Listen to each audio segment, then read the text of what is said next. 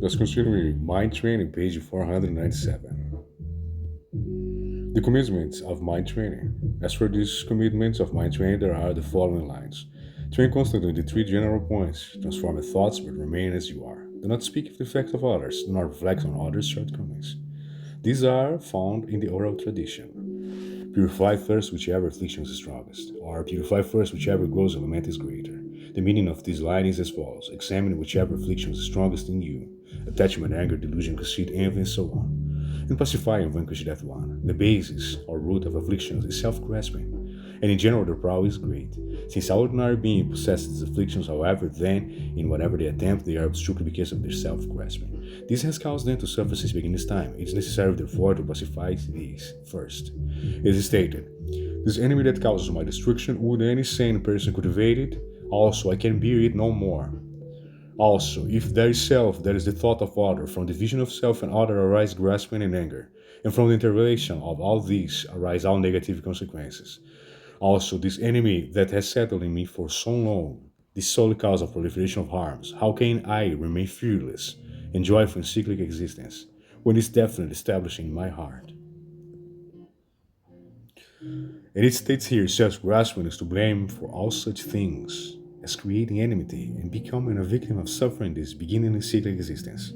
When rats quit, you fear that his the self's nose will get cut off.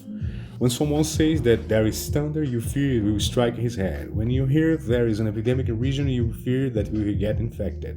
And if the terrain is said to be hostile, you fear that he will get snatched away. Likewise, we sometimes suffer for fear of negative publicity. Strike the self-grasping on the head. Shonu Gyalchok states, I have no more vital task than to press down on what falls squarely under my thumb, and to stand guard at the entrance of my mind by firmly holding a short spear. Lang Thangpa states, offer gain and victory to others, take loss and defeat upon myself, upon yourself. Or is stated, the king of all male demons, take my hand. It is being thought that you must train effectively in this practice. If you train in this manner, then like recover from food poisoning, said this training can turn what is simply painful into something joyful. Until this ability is achieved, even if you wear monastic robes, the weight of yak slowly place empty vases on your head and dedicate your entire life into learning, all of these will become misplaced and become nothing but distractions.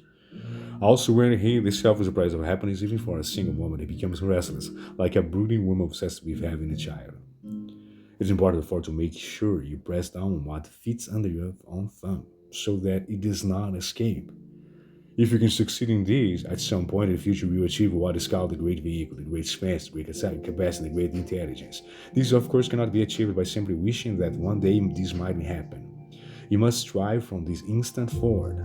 So take upon yourself all that's undesirable and give it to all sentient beings the three factors, your body, material stress, and virtues that constitutes the desirable. In this respect, train as stated in the following. Be it by seeing, hearing, thinking. By coming into contact with other words in all possible ways, may I always pursue that which is of benefit to beings. So that's it.